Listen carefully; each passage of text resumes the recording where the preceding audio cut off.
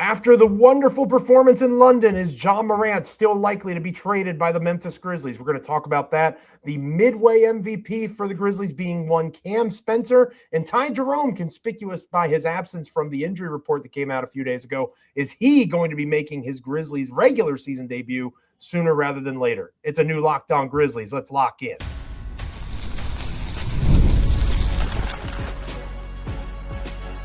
You are Locked On Grizzlies, your daily Memphis Grizzlies podcast, part of the Locked On Podcast Network, your team every day.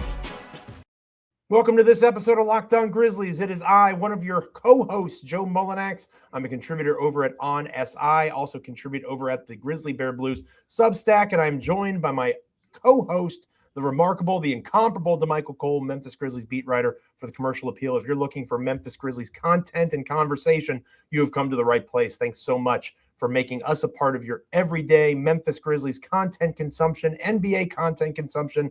We are grateful to be having you with us, and we're also grateful to be part of the Locked On Podcast Network. Throw your ones up, baby. Number one sports podcast network out there. That is the Locked On Podcast Network, your team every day. Make sure you're on Apple, Spotify, Amazon, Google, YouTube. Anywhere you get a podcast, you can like, comment, rate, review, subscribe. Make us, again, part of your everyday consumption of NBA and Grizzlies content. We are so grateful to have you with us. And we also hope that you'll be hanging out with us in the Discord and getting ad-free versions of the show audio-wise through the Everydayer Club. We'll talk more about that as the show progresses. Damichael Cole, I'm going to quote from the one man who I would say, and I do stress man because I know Shai and Amy have written a good bit as well. I say every once in a while that since 2013, very few, if any, people have written and spoken as many words about the Memphis Grizzlies as me. Right. This is somebody who's got me beat. This is Chris Harrington of the Daily Memphian, formerly of the Memphis Flyer. He's been here, there, and everywhere. I think he was at the CA for a while as well. This is Chris Harrington, tremendous writer, somebody that I've looked up to for a long time. I respect his opinion a good bit. This is from him on social media. Spoiler alert, with a column that he wrote, did Ja Morant's London showcase move the trade market or shift Grizzlies' interest in moving him? And he responds to somebody on X, spoiler alert, as the column suggests, I highly suspect Morant will be traded. That surprised me. It took me aback that he was that direct. And again, in true wise journalist fashion, left a little bit of wiggle room, but he said, and again, this is a direct line from Chris's social media at Chris Harrington, I highly suspect Morant will be traded. Now, the main reason that I found this, Damichael, is, believe it or not, I'm trying to be on X a little bit less than I have been in the past, and I know actions speak louder than words. I have to prove it. I'm trying to be a little less active there. It's called growth, as I approach my 39th year on the planet. I was tagged because people were mad at me. That's not new. Since 2013, that's been a very, very regular occurrence. They're mad at me because they want me to trade Ja when I'm just, articulating opinions about what it should look like if they decide to do so. And I was lumped in with Chris in this particular case, which most of the time, fantastic. Yes, put me in that same conversation. But this time I was kind of taken aback by Chris's stance. Again, not 100%, but that was pretty strong statement that he suspects Ja is still going to be traded. How do you feel? Again, not necessarily reporting or anything like that, just your general sense of the situation. Did London really feel more like a, hooray, look at what Ja can still do. He can be this guy. You should still trade for him.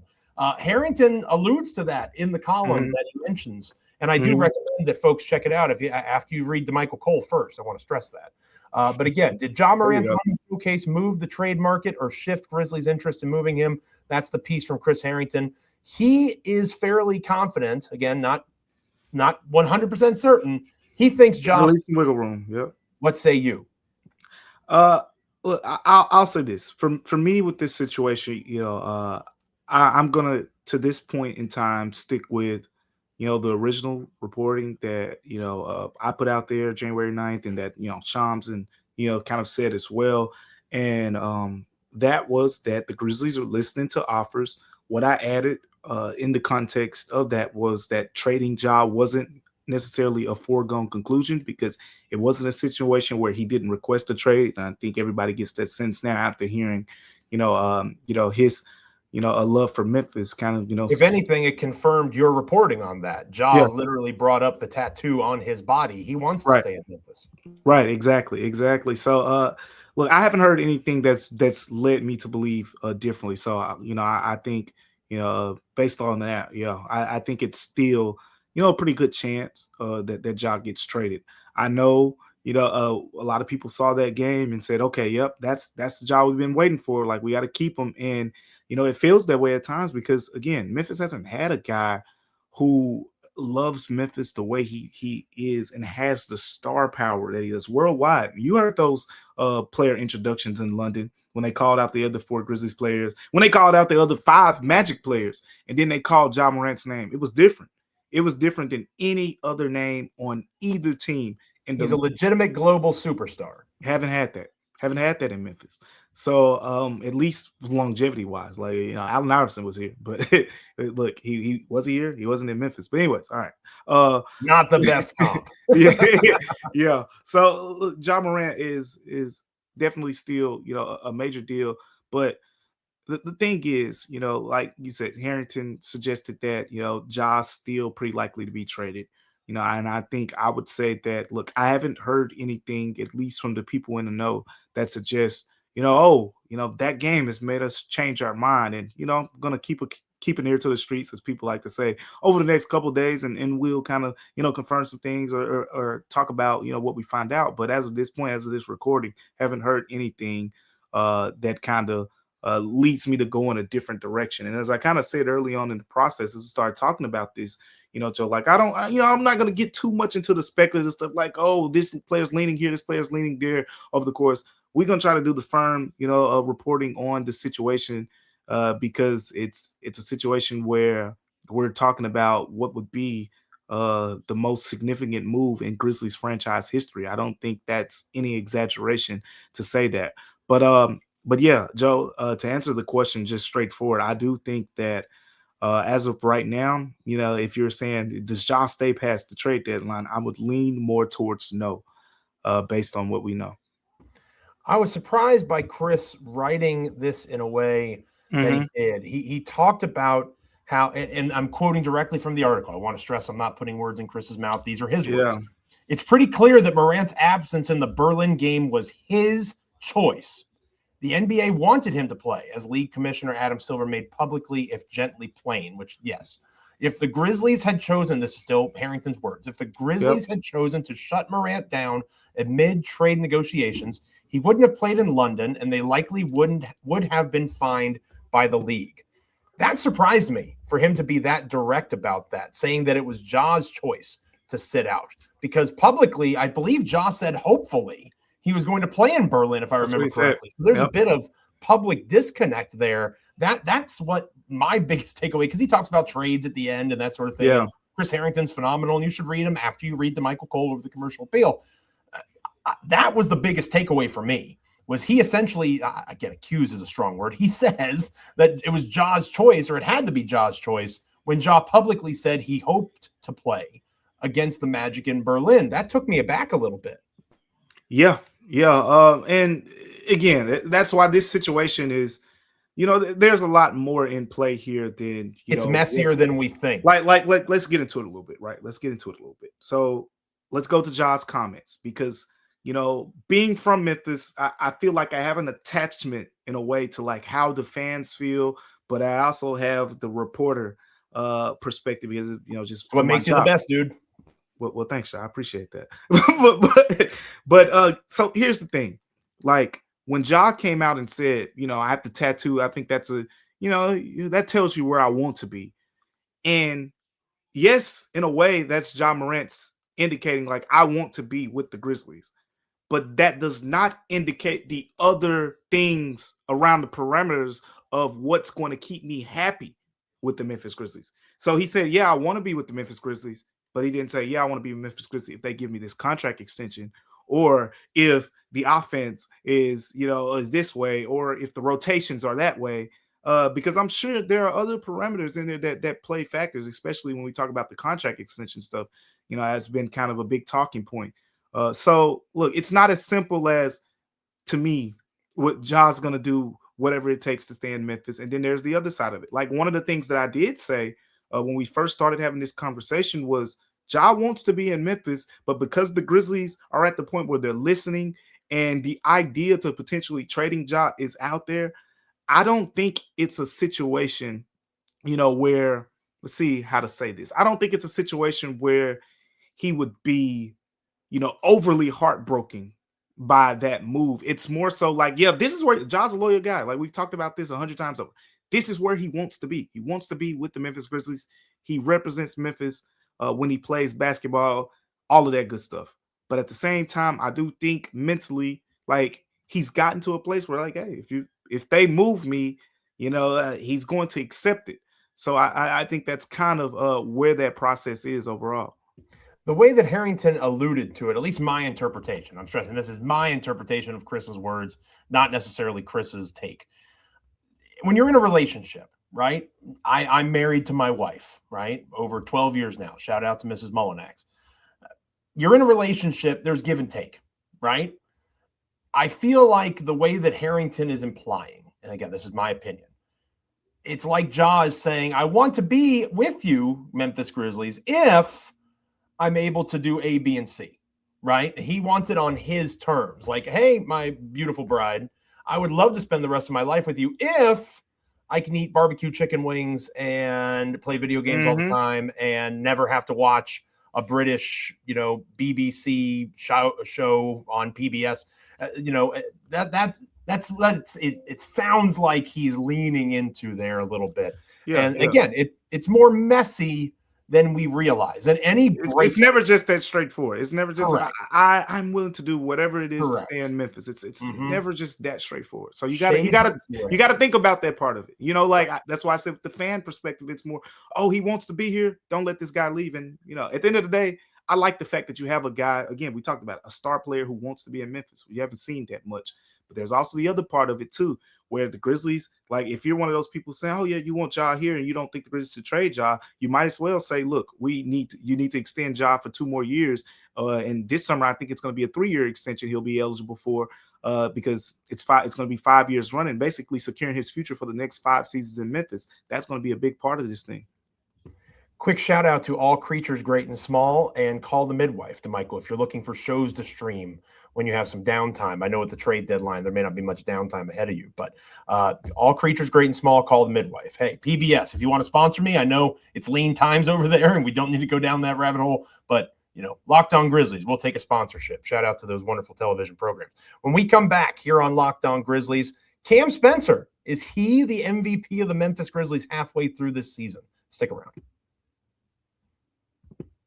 Today's episode of Locked On Grizzlies is brought to you by Quo. New year, new systems. This is the time when a lot of us look at the messier parts of how we run our business and we think there has to be a better way. And there is. Streamlining your communications is one of the quickest upgrades that you can make. That's why today's episode is brought to you by our friends at Quo, spelled Quo, the smarter way to run your business communications. Because when your team is reachable, organized, and communicating in one place, you're not just working cleaner, you're creating more opportunities to connect with customers. I love Quo because it allows for your whole team to call and text from one shared business number. Nothing gets missed that way. It works right from your phone or your computer, and you can even keep your existing number. It's no surprise that Quo is the #1 rated business phone system on G2, trusted by more than 90,000 businesses, from solo operators to growing teams. Make this the year where no opportunity and no customer slips away. Try Quo for free, plus get 20% off your first 6 months when you go to quo.com/lockedonnba. That's QUO.com/lockedonnba. Quo, no missed calls, no missed customers. Thank you so much for hanging out with us here on Locked On Grizzlies each and every time that an episode drops. Thank you for making Locked On the #1, throw your ones up, sports podcast network out there. If you haven't already done so, go check out the new Everydayer Club. Access to an ad-free audio feed for Locked On Grizzlies, compatible with Apple Podcasts, Spotify, any other major podcast app that you get Locked On Grizzlies with. Plus, an invite to the members-only Locked On Everydayer Club Discord server, which includes a group chat just for listeners of this show. I'm going to be in the group chat on Wednesday before the Grizzlies game against the Hawks. Damichael has talked about dropping some exclusive nuggets for members of the Everydayer Club for Locked On Grizzlies in the Discord as well. So make sure you're getting in there and make sure you are going over to lockedongrizzlies.supercast.com That's LockedOnGrizzlies.supercast.com. Become a member of our Everydayer Club. Damichael, I made a pretty hot take statement a few moments ago. Cam Spencer, the Midway MVP, but I challenge anybody to disagree with me. This is a guy who is posting some of the very best points per shot attempt numbers in the entire NBA. He has an impressive assist percentage for a combo player, and this is all per Cleaning the Glass, 94th percentile in terms of assist percentage. This is somebody that is still shooting the cover off the ball, 47% on all three-point shot attempts. He is an offensive engine. And the thing that really stands out to me, the reason that I'm confident in Cam Spencer, shout out to our mutual friend, former host of Locked On Grizzlies, Sean Coleman. Players in NBA history, this is from @StatsSAC on X. Players in NBA history to produce 30% or better assist rate, 15% or lower turnover rate, 45% or better from three, 65% or better true shooting percentage in a season with a minimum of 153 pointers attempted. Two players in the entire history of the National Basketball Association, Steph Curry in 2015 and 2016, and 2025, 2026, Cam Spencer. Wow. How is he not the Grizzlies MVP? Yeah, I mean, you can make a case for it for sure. I mean, and you're making that case. You're making a pretty strong case. Technically, Sean Coleman and Cleaning the Glass are making that case, but I feel like I argue it well. Yeah. There you go. If Sean was on the stand, you'd be a good lawyer for him. How about that? Either that or a used car salesman, I've been told. Oh, I could see you. I could see you selling some cars. I can see it. I can see it. You could get me probably get me off the lot with something. But yeah, I think Cam Spencer's been really good. He's been a surprise in part. I think when you talk about, who's the competition here, I think the two names that come to mind are Santi Aldama and Jaren Jackson Jr. Like Cedric Howard has had his highs, so to speak, over the course of the season, but just terms of, overall difference makers, like if you just look right now, depending on what numbers you want to use, if you want to do box plus minus, Cam Spencer leads the Grizzlies right now in box plus minus. I think Santi Aldama is second. Well, John Conchard's second. Your guy John Conchard, but third is Santi. No, we're not giving John. No, John Conchard's played 300 minutes. Okay, so you want to use the guys that have played much more. Santi Aldama. I'm saying here's your nominees. Okay, so we're going off of guys that have played at least 300 minutes, at least 400 minutes. All right. Vince Williams Jr. has played 584 minutes per Cleaning the Glass. He is a plus 8.4 in efficiency differential. He leads the team in that category. Then you have Cam Spencer at plus 7.3, but he's played 300 some plus minutes, almost 400 more minutes. Almost 350 more minutes than Vince Williams Jr. I'm not a math team. Cedric Howard would be my third nominee. He's a plus 6.5 in almost 1,000 minutes played. So he's played more than Cam Spencer has. That to me, those are the three for me. And again, Zach Edey blows them all away, but Zach has played fewer minutes. He played a lot. Right. So it's Vince Williams Jr., it's Cedric Howard, or it's Cam Spencer. And for my money, it's Cam. Yeah, I mean, all the numbers suggest it. Like you go into the deeper numbers in terms of, the numbers that you just mentioned. If you want to talk about something like win shares, I believe he's at 3.4 this season. The next closest is Santi Aldama at 2.8. You do the value over replacement. He's leading the Grizzlies in that. Vorp as well. I believe he's at 1.2. Santi Aldama is tied for him to lead in that. That's why I say to me, it's Santi, it's Cam. Jaren Jackson Jr. has just had kind of an inconsistent year for a number one option, which he's been a large part of this season due to Ja Morant missing a bunch of games. But, in a lot of those games, Cam Spencer's ability to be two things: a really high-level three-point shooter, getting points in bunches, and his playmaking. You mentioned it earlier, but the playmaking from Cam Spencer, I mean, he's the MVP. But the other reason that we haven't mentioned yet is when you want the eye test number, right? I mean, the eye test stat. And that's the fact that this guy was a shooting guard the last couple years, hasn't really played much point guard. And then Javon Small, Scottie Pippen Jr., Ty Jerome, Ja Morant all go down to the point where the Grizzlies have no choice but to throw a guy like Cam Spencer at point guard, and he flourishes in the situation. That is value to me. That is a situation where the Grizzlies said, we don't have any more point guards. We need someone to be a point guard, and he's looked almost like a natural as he's kind of took over that situation. So it's not only just the stats and the numbers, it's our eyes showing us and like, wait a minute now, like he can play the point guard spot a little bit. You might want him to score a little bit more at times or whatever the case may be, but the results are the results. The results are a positive impact player. And in terms of value, friendly reminder, he's making less money over the life of his contract. That's the next 4 seasons, including this one, than Luke Kennard is making currently in 1 season in Atlanta with the Hawks, who we'll see coming up here on Wednesday. One little sidebar that maybe we can return to on tomorrow's show, Damichael. Again, we talked about Zach Edey. Koloko is playing surprisingly well in under 200 minutes. You know who else's numbers are really impressive right now that kind of surprised me? Gigi Jackson, plus 6.5 in almost 300 minutes played.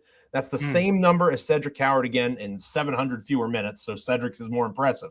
But I got to tell you, Gigi, he's making some improvements. Making some strides. Yep. And he should absolutely never lose out minutes to John Conchar ever again. When we come back here on Locked On Grizzlies, Damichael mentioned a name there a moment ago that might have a direct connection to Cam Spencer's playing time. Maybe he shouldn't at this stage. Ty Jerome, his upcoming impact as he prepares for a return. Stick around here on Locked On Grizzlies.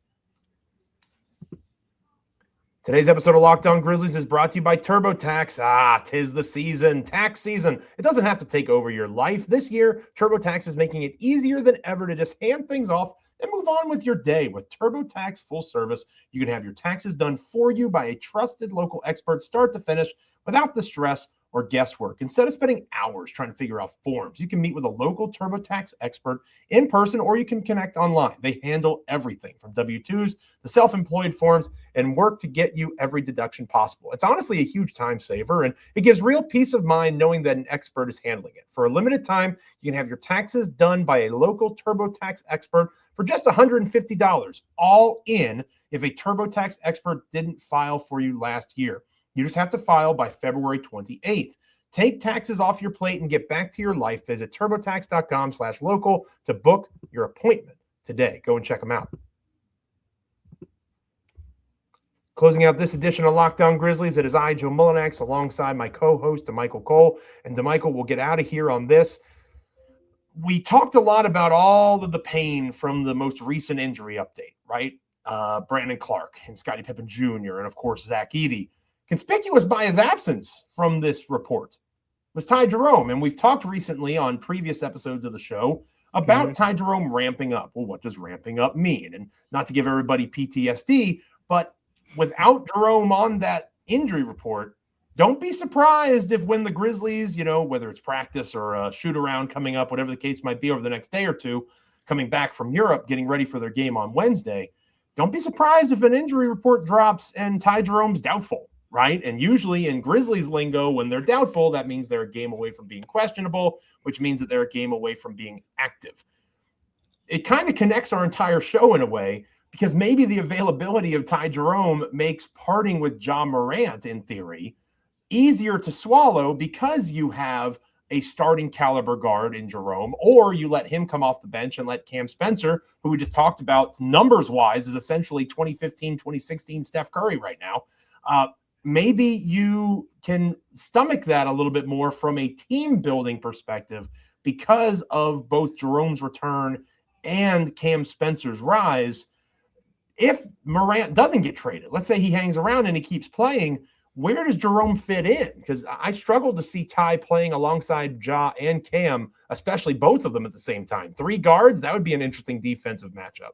No, I don't think we could see that much, but Ty Jerome's going to play, and he's going to be a factor, and he's someone they've been waiting on to get back. But it's also been a patient process on the Grizzlies side. I mean, we're talking about a high grade calf injury here that's carried over into January. That was before the regular season. It was in the preseason. But you mentioned it. He's ramping up. He's been in the play groups. Playing with some of the support staff and the players on like Jamon Meshack and those guys on 2-way contracts and whatnot. He's been playing in half court settings with those guys and getting up and down a little bit. So he's pretty close. I think we can definitely say that Ty Jerome is close to a return. When you think about what he brings to the table, like a lot of people, I think, want to focus on the shooting part because he's one of the more efficient shooters in the league. But this is not a super high volume 3-point shooter. This was something we talked about in the preseason. Like, I think if you look, this is just me off the top of my head, Joe. You might want to go look it up behind me. But I think he attempted around three-point attempts per game last season.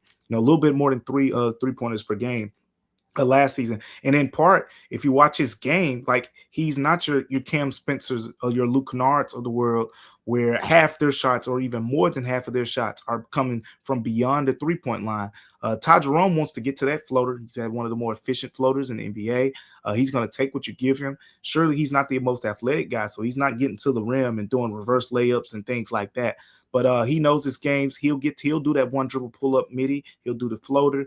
And it makes him an efficient player. His creativeness from the playmaking standpoint, I believe the Grizzlies are going to put him in a role where he can kind of take a step up in that category. I think that's the plan here. That's been the plan all along. They really talked in the preseason a lot about pairing, Ty Jerome with Scottie Pippen Jr., pairing Ty Jerome with Ja Morant. We have not been able to see any of that play out so far, but I think you're going to see a mix. If he gets to play with Ja, they're going to play a little bit together. We're going to see a little, hey, you bring it up this time, I bring it up this time, I'm off the ball this time, I'm going to do some back cutting, spot up shooting this time, you do it the other time. And then you're also going to see Ty Jerome get the keys and say, hey, let's get some high pick and roll, let him initiate the offense, and let's see what he can do with it. So this is just another guy that you can put in a position where he can play on the ball, he can play off the ball. He operate in a point guard spot, and he can kind of be another kind of de facto closer for you, right? This is another guy, you put the ball in his hands, he can go make a play for his teammates and whatnot. So I'm looking forward to seeing, what he brings to the table. This has been one of my bigger questions in terms of what's left to salvage, like, out of this season.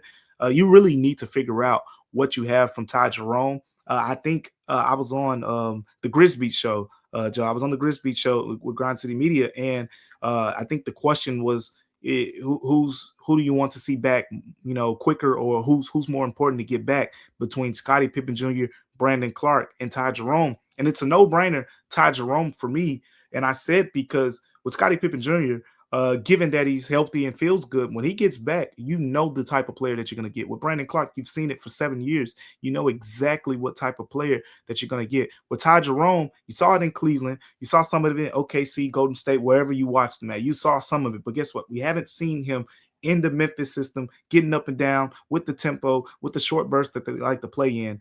And who knows? He could take a whole nother step as a player, and we could say, wait a minute, the Grizzlies got one of the best value contracts in the NBA over there. Or it could be like, that Cleveland season may have been an outlier. It was, he was in a really good situation because, if you want to be devil's advocate, Joe, if you want to be devil's advocate with the situation, you could say Jordan Ott, who was one of the biggest, brain trusts in that situation in Cleveland. He left. He went to Phoenix. Phoenix has taken a step up. You go to Cleveland. Cleveland has taken a step back, and pretty much all their key players, maybe the exception of Donovan Mitchell. Donovan Mitchell is Donovan Mitchell. He's going to be a star if I was coaching. But the other guys, they haven't really taken that leap, and Cleveland as a team hasn't taken that leap. So you think, maybe Jordan Ott kind of played a big hand in like the improvement as a team that squad had last season.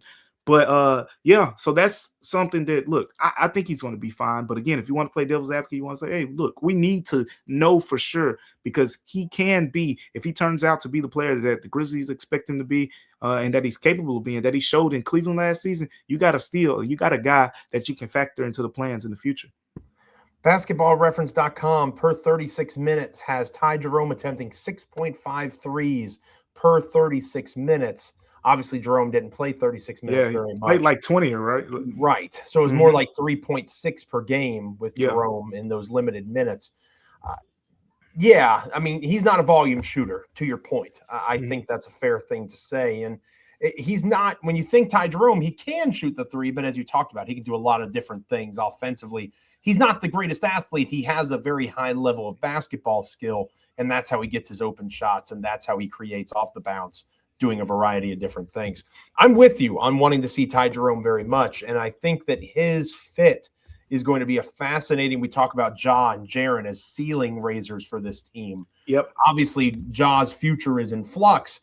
I think Ty Jerome, what he brings to the table within the system of Isolo, is going to be really interesting because of his offensive fluidity and malleability. Theoretically, he can fit and mold his game around different types of players. He can play with somebody in the pick and roll, find somebody on a lob or in the dunker spot. He can come off of a screen and come downhill and make a kick out pass to somebody in the corner. He can do a variety of different things, but it's been on small sample sizes, to your point. You want to see it over an extended stretch, and, hopefully that process starts soon for Ty Jerome. Hit us up on X, at Damichael C, at Joe Mullinax. Let us know how you're feeling about Ty Jerome heading into his impending, barring any setbacks, knock on all the wood in your home, his impending Grizzlies regular season debut.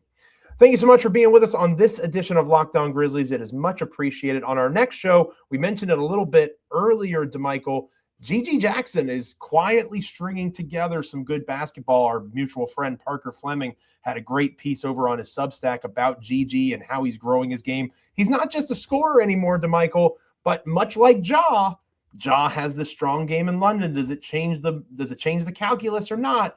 G.G. Jackson is playing some of his better basketball of his young career. Does G.G. Jackson figure into a potential add-on in a Ja Morant trade, or has he shown enough to stick around in Memphis? I think that's a question we dive into.